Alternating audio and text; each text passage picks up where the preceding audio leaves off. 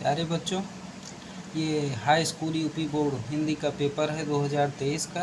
ये देखिए 70 मार्क्स का है, 70 नंबर का। अब इसमें आप लोग देखिए खंड आ में क्या क्या पूछता है। पहला है बहुविकल्पी प्रश्न, झूठा सच किसने लिखा है। झूठा सच किस विधा की रचना है। तो झूठा सच उपन्यास है। अनंत आकाश के रचनाकार कौन है। जयप्रकाश भारती हैं। निम्नलिखित में कौन सा कथन सही है। गुनाहों का देवता, इसके रचनाकार मुंशी प्रेमचंद नहीं है, धर्मवीर भारती हैं। भारतेंदु हरिश्चंद्र आलोचना साहित्य के जनक माने जाते हैं। ये देखिए तीसरे पे गेहूं और गुलाब निबंध के लेखक रामवृक्ष बेनीपुरी हैं। तो गेहूं और गुलाब के लेखक रामवृक्ष बेनीपुरी हैं। ये शब्द चित्र है, ये जो यहाँ पे निबंध लिखा है ना, ये शब्द चित्र है। ईर्ष्या तू न गई मेरे मन से निबंध के लेखक जयप्रकाश भारती हैं। तो ईर्ष्या तू न गई मेरे मन से, इसके लेखक रामधारी सिंह दिनकर हैं। और गेहूं और गुलाब यहाँ निबंध नहीं होगा, यहाँ शब्द चित्र होगा। इसमें यही सही है, बी सही है। अब आगे आइए देखते हैं।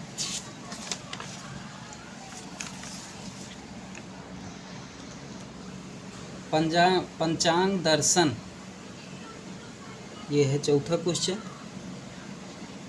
पंचांग दर्शन के रचनाकार हैं, तो इसमें मथुरानाथ शुक्ल हैं। सारंगधर के रचनाकार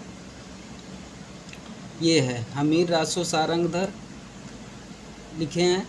छायावादी युग की प्रमुख विशेषता कौन सी है। तो छायावादी युग की प्रमुख विशेषता है श्रृंगार और प्रेम वेदना, ये वाला सही है। और निम्नलिखित में से शुक्लोत्तर युग के लेखक कौन हैं। शुक्लोत्तर युग के लेखक कौन हैं। तो इसमें वासुदेव शरण अग्रवाल जी हैं।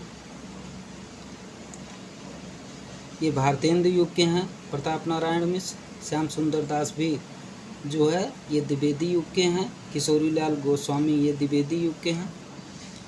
आगे साकेत किस युग की रचना है। अब इसमें साकेत पूछ रहा है, तो साकेत मैथिली शरण गुप्त की है, द्विवेदी युग की रचना है। भारत दुर्दशा किस विधा की रचना है। तो भारत दुर्दशा जो है ये एकांकी विधा की रचना है। वैसे भारत दुर्दशा एकांकी विधा की रचना है। बिहारी किस युग के कवि हैं। तो बिहारी रीतकाल के कवि हैं, बी वाला सही है। ये 11 में नाना वाहन नाना भेषा विषे शिव समाज निज देखा, को मुखहीन विपुल मुख काहू, बिनु पद कर को बहुबाहु। इसमें कौन सा रस है। इसमें हास्य रस है, ये वाला सही है।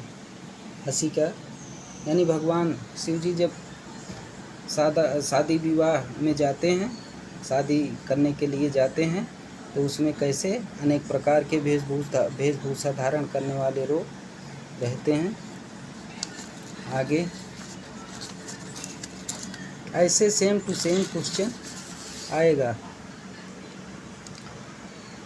यहीं कहीं पर बिखर गई वह भग्न विजय माला सी। सासी से मैंने बताया था आप लोगों को। कौन सा अलंकार रहेगा। इसमें उपमा अलंकार रहेगा। रोला किस प्रकार का छंद है। रोला सममात्रिक छंद है। हाँ, सममात्रिक छंद है।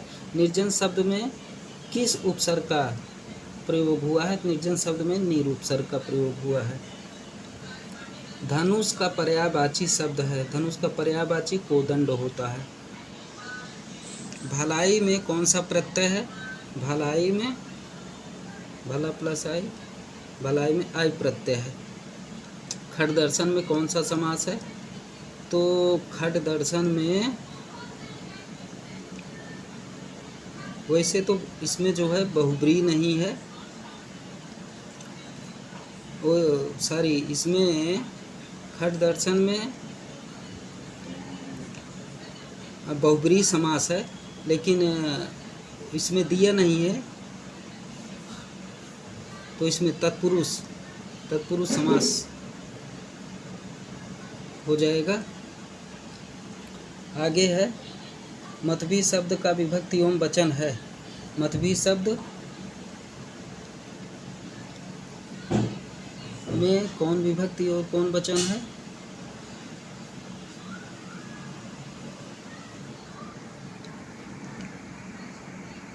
इसमें तृतीय बहुवचन है।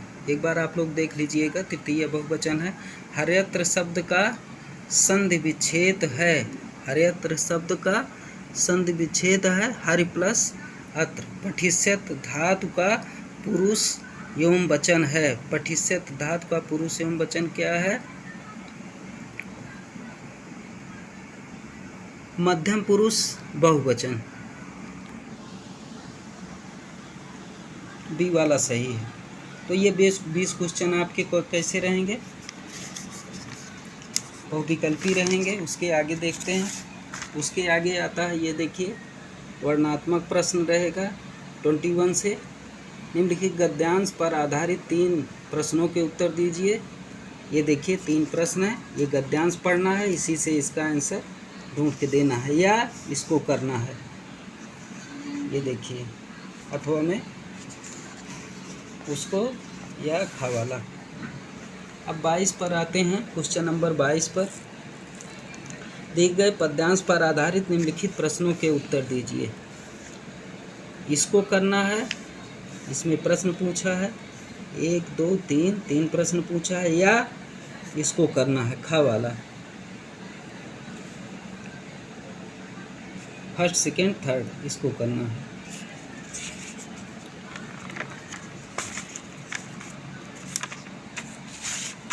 अब आगे क्या है? दिए गए संस्कृत गद्यांश में से किसी एक का ससंदर्भ या संदर्भ सहित हिंदी में अनुवाद कीजिए। ये देखिए, हिंदी में अनुवाद कीजिए। एक का है, इसका हिंदी में अनुवाद करना है, इतना करना है, या इसको खा वाला करना है। 2 में से एक, अथवा माने चाहे इसको करिए चाहे इसको करिए। 24 क्वेश्चन में है, दिए गए संस्कृत पद्यांश में से किसी एक का संदर्भ सहित हिंदी में अनुवाद कीजिए। संदर्भ सहित हिंदी में अनुवाद जैसे मैं कराया हूँ, सेम टू सेम ऐसे आपको लिखना है।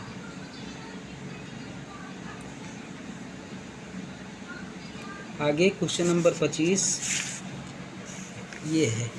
क्वेश्चन नंबर 25 में क्या है? अपने पठित खंडकाव्य के आधार पर निम्नलिखित में से किसी एक प्रश्न का उत्तर दीजिए। तो मुक्त दूध चलती नहीं लखनऊ में, जो जवाहर नहीं चलती, मेवाड़ मुकुट नहीं चलती, इसको भी छोड़ देना है। इसमें ये जय सुभाष चलता है, ध्यान दीजिए। जय सुभाष खंड काव्य के आधार पर सुभाष चंद्र बोस के प्रारंभिक जीवन यानी विद्यार्थी व बाल जीवन पर प्रकाश डालिए। जय सुभाष खंड काव्य के 5वें सर्ग का कथानक अपने शब्दों में लिखिए। तो मैं जैसे बताया हूँ यही आपको करना है, जय सुभाष का करना। बाकी ये सब आप जो मातृभूमि के लिए कर्ण खंड काव्य, कर्मवीर भारत, तुमुल खंड काव्य की कथा वस्तु, ये सब छोड़ देना है, ये आपका नहीं है। आगे देखिए, आगे दिए गए किसी एक का जीवन परिचय देते हुए उसकी एक प्रमुख रचना का उल्लेख कीजिए। ये एक रचना का यानी जीवन परिचय देना है और रचना का उल्लेख करना है। किसी एक का जीवन परिचय देते हुए उसकी प्रमुख रचना का उल्लेख कीजिए। अब इनमें एक लेखक का रहेगा, एक का भी क्या रहेगा? महाकवि सूरदास है, महादेवी वर्मा है, सुमित्रा नंदन पंत है। तो एक जो आप उचित समझिएगा, तीनों में से कर लीजिएगा। अपनी पाठ्य पुस्तक से कंठस्थ कोई एक श्लोक लिखिए जो इस प्रश्न पत्र पर ना आया। तो एक श्लोक अपने मन से लिखना है संस्कृत का। निम्नलिखित में से क्वेश्चन नंबर 28, निम्नलिखित में से किन्हीं 2 प्रश्नों के उत्तर संस्कृत में दीजिए। ये प्रश्न है, इसके उत्तर संस्कृत में देना है। और निम्नलिखित में से किसी एक विषय पर निबंध लिखना है। आतंकवाद की समस्या एवं समाधान, बेरोजगारी की समस्या समाधान, छात्र और अनुशासन, प्रदूषण की समस्या एवं समाधान। ये कुल 29 क्वेश्चन कुल आता है। 9th के बच्चे भी देख लेंगे, पेपर इसी हिसाब से ही आएगा। 9th में भी बनेगा पेपर इसी हिसाब से, नहीं तो आप लोग समझिए कि वही केवल 4-6 क्वेश्चन 8 क्वेश्चन हो जाए, तो ऐसा नहीं है। पेपर इसी हिसाब से रहेगा, जैसे 10th का बना है वैसे 9th का भी पेपर बनेगा, चाहे वो तिमाही हो, छमाही हो, सालाना हो। धन्यवाद। जय हिंद।